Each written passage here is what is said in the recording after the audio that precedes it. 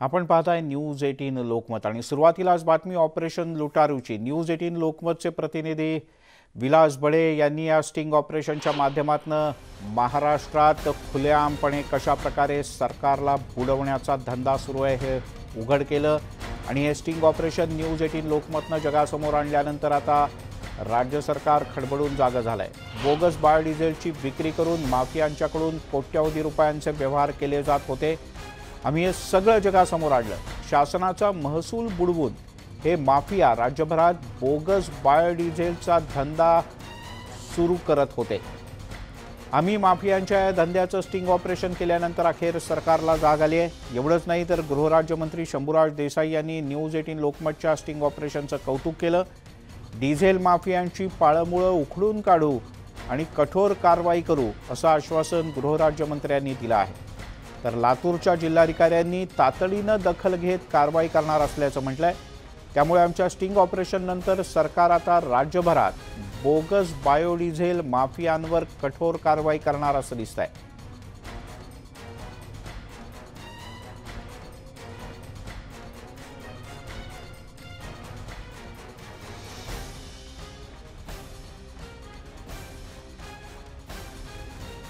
लोकमतनं राज्यातल्या डिझेल माफियांचा पर्दाफाश केला। डिझेलच्या भावानं उच्चांक गाठल्यानंतर बोगस बायोडिझेलच्या माध्यमातून या माफियांनी राज्यात बहुसंख्य जिल्ह्यांमध्ये आपलं बस्तान बसवलं होतं।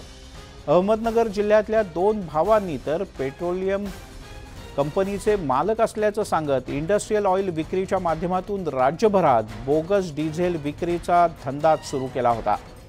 आम्हाला या काळ्या धंद्यात यायचं असा बनाव करून आम्ही त्यांना बोलतं केलं, तेव्हा या माफियांनी हा धंदा करायचा कसा याचे धडेच द्यायला सुरुवात केली। आम्ही ती सगळी दृश्य कैद केलेत कॅमेऱ्यात। या सगळ्या बोगस बायोडिझेलमुळे ट्रकच्या इंजिनाचं सुद्धा खूप मोठ्या प्रमाणात नुकसान होतं। एवढंच नाही तर ट्रक चालकांना हा तात्पुरता दिसणारा फायदा दीर्घकाळाकरता मात्र फारच त्रासदायक आहे। आणि याच संदर्भात आपण अधिक जाणून घेऊयात। साहेबराव कोकणे आपले अहमदनगरचे प्रतिनिधी आपल्यासोबत आहेत। साहेबराव, हे सगळा बोगसगिरीचा धंदा करणारे हे दोघेही जण नगर जिल्ह्यातले आहेत। जिल्हाधिकाऱ्यांनी काय आदेश दिलेत, कशा प्रकारची कारवाई जिल्ह्यात आणि अन्यत्र होते? या सगळ्या प्रकरणावरती 1-2 दिवसापूर्वी कारवाई झाली। त्या कारवाईमध्ये फक्त तिथे कामगार जे काम करतात त्यांच्यावरती त्यांना अटक केलेली आहे, त्याच्यावर कारवाई झालेली आहे। परंतु मुळात प्रश्न असा आहे की नगर जिल्ह्यामध्ये जवळपास शहराच्या परिसरामध्ये जवळपास 10 जण व्यवसाय करतात आणि तेही मोठ्या प्रमाणावरती। जवळपास 30% सेल अहमदनगर जिल्ह्यामधला हा कमी आलेला आहे की याच्यावरती डिझेल विक्री जी आहे ती कमी आलेली आहे। याचा प्रश्न असा होतो की 30% हे DLT किंवा बायोडिझेल नगरमध्ये विकले जातं। याच्यामध्ये इंडस्ट्री एरियामध्ये आणि मराठवाडा किंवा ज्या भागातून ज्या इतर प्रांतामध्ये गाड्या येतात यांना जास्त करून टार्गेट केलं जातं आणि त्याच्यावरती ह्या सगळ्या प्रकरणावरती ते विकले जातं। तर याच्यावरती अनेकदा एखाद्या पेट्रोल पंप चालक असोसिएशन जे आहे तर त्यांनी याच्यावरती तक्रार केलेली आहे, परंतु पुरवठा विभागाने कुठलीही कारवाई केलेली नाही। कारण त्यांचे डायरेक्ट बोलले जाते की त्यांचे हित संबंध आहेत, त्यामुळे हे कारवाई करत नाही। ज्या ठिकाणी पोलीस कारवाई करतात त्या ठिकाणी पुरवठा अधिकारी येत नाहीत आणि ज्या ठिकाणी कारवाई होते चुकून त्या ठिकाणी मेन बालकांना किंवा मेन जे तस्कर आहेत यांना वाचवता कसं येईल यासाठी दोन्ही विभाग जे आहेत ते प्रयत्नशील असतात। त्यामुळं याच्यावरती मोठ्या प्रमाणात कारवाई होत नाही। याच्यामध्ये जेव्हा आपण पंप चालक जे आहेत, पंप चालक असन किंवा असोसिएशन असन किंवा ड्रायव्हर असतं यांच्याशी बोललो असता, याच्यामध्ये मोठ्या प्रमाणावरती गाड्यांचा खराबा होतो किंवा इंडस्ट्रीमध्ये तर धूर निघतो। याच्यामध्ये असंही एक माहिती समजते की हे जे बायोडिझेल आहे हायड्रो बायोडिझेल म्हणून हे भारतामध्ये येतं। त्याच्यामध्ये विविध प्रमाणे केमिकल टाकून ज्या प्रमाणात तसं विकलं जातं, कारण अनेक भागामध्ये त्याचा रंग वेगळा असतो आणि तो त्याप्रमाणे विकला जातो।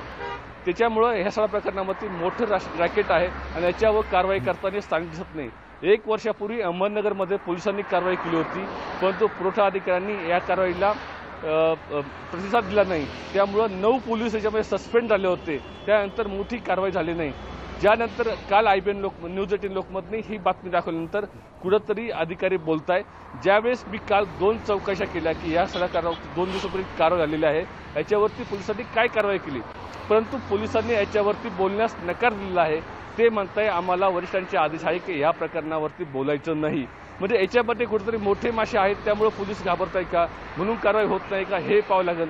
याच्यामध्ये जिल्हाधिकारी आणि पोलीस अधीक्षक आहे हे प्रामुख्याने आता काय कारवाई करता, याच्यावरती हे नक्षल ॲक्ट आहे हे कसं खतम होतं. कारण लिटर मागे या तस्करांना 60 रुपये मिळतात आणि जे तस्कर जे आहेत ते पेट्रोल पंपात त्याच्यामध्ये जो चालक जो आहे त्या चालकाला याच्यामध्ये 10 रुपये मिळतात.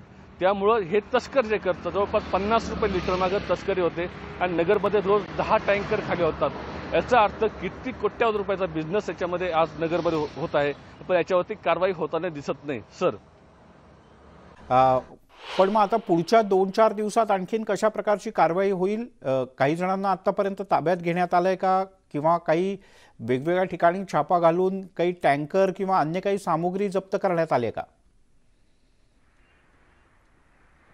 या सगळ्या प्रकरणावरती कालपासून मी जिल्हाधिकाऱ्यांच्या कॉन्टॅक्टमध्ये आहे किंवा याच्या अधीक्षक जे आहेत त्यांच्या कॉन्टॅक्टमध्ये आहे, स्थानिक जे तपास अधिकारी आहे यांच्याही कॉन्टॅक्टमध्ये आहे, परंतु कारवाई चालू आहे याच्यावर कुणीही बोलायला तयार नाही.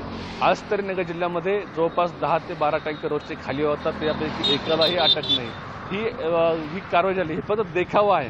कारण पुरवठा अधिकाऱ्याचा याच्यासोबत बोललो तर त्यांनी आपला फोन स्विच ऑफ केलेला आहे. माळी म्हणून अधिकारी आहेत, महिला अधिकारी, त्यांनी आपला फोन स्विच ऑफ केलेला आहे. एकंदरीत पाहता याच्यावरती जास्त काही कारवाई होईल असं मला वाटत नाही, कारण याच्यामध्ये होणारा बिझनेस टर्नओव्हर आणि याच्यामधला असणारा फायदा आणि याच्यामध्ये मोठ्या काही पक्षांचे पदाधिकारी आहेत, त्यामुळे याच्यावरती जास्त कारवाई होईल असं वाटत नाही.